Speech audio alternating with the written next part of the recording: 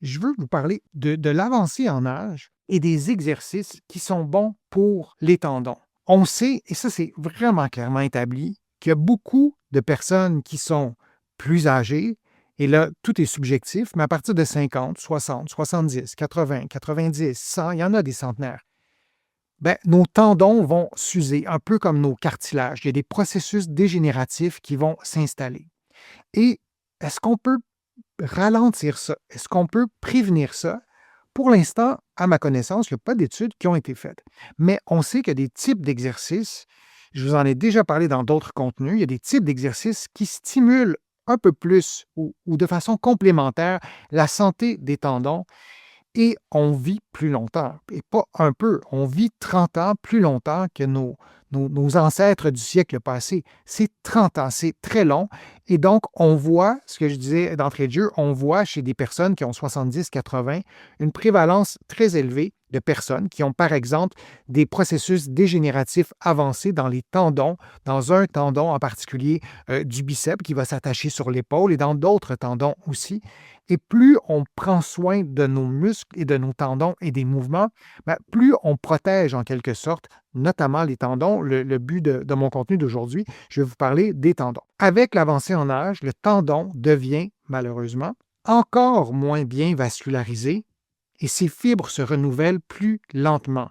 Sa capacité d'adaptation à la charge diminue. Bon, on peut s'en désoler, on aimerait que ça ne se passe pas comme ça, mais ça se passe comme ça. Ça dépend de plein de facteurs, hein. Il y a un facteur génétique, si on a fumé beaucoup, si on a été malade, si on est hospitalisé souvent, si on prend certains médicaments. C'est multifactoriel et il y a des éléments que j'ai nommés là qui peuvent accentuer le risque de voir nos tendons s'user plus rapidement. Mais grosso modo, nos tendons vieillissent. Et je disais, avec l'avancée en âge, le tendon devient encore moins bien vascularisé. Je vous ai déjà présenté dans d'autres contenus la vascularisation du tendon qui n'est pas super, ce n'est pas le tissu le mieux vascularisé. Et si on regarde l'analogie que vous voyez, c'est vraiment comme si on avait disons qu'on avait beaucoup moins c'est des petits camions de santé, disons, on avait beaucoup moins de petits camions qui nous apporteraient ce qu'il faut pour guérir le tendon, tandis que pour d'autres tissus, comme la peau, par exemple, ben, c'est comme si on a une autoroute qui nous permet de guérir assez rapidement. C'est la même chose pour les muscles et d'autres structures dans notre corps qui peuvent guérir vraiment très vite. Et la peau, c'est un bon exemple, hein. Si on est plus âgé, on fume, on a un diabète, ben, on va guérir moins vite. Il y a d'autres éléments qui altèrent ça, mais chose certaine, les tendons sont des tissus qui guérissent moins vite que d'autres tissus. Et avec l'avancée en âge, tout ça ben, s'accentue à une vitesse différente. Avec les décennies qui passent, il est fréquent que certains tendons s'abîment ou présentent des ruptures partielles sans même traumatisme, ça c'est important, et parfois, ça aussi c'est encore plus important, sans douleur. Et donc, le temps, j'ai cherché une analogie pour vous montrer ça dans une image.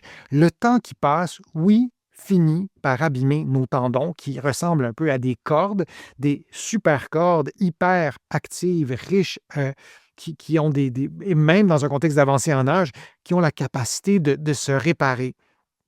Mais avec le temps, il arrive que des tendons soient rupturés partiellement, des fois complètement, mais partiellement sans douleur. Donc, en d'autres mots, si on choisit 300 personnes qui ont 90 ans et on va vérifier l'état de la longue portion du biceps, qui est un muscle qui est installé dans l'épaule, je vais essayer de vous le trouver, je vous l'avais préparé, et voilà, il est à droite, pardon. Donc ça, c'est un biceps et c'est la longue portion du biceps.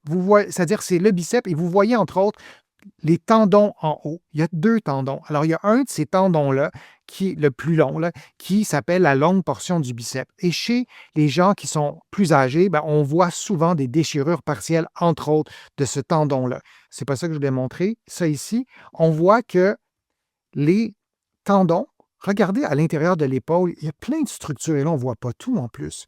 Donc, cette longue portion du tendon du biceps a un chemin vraiment très particulier. Et chez les gens plus âgés, il arrive souvent qu'il y a une déchirure partielle et les gens ne le savent pas.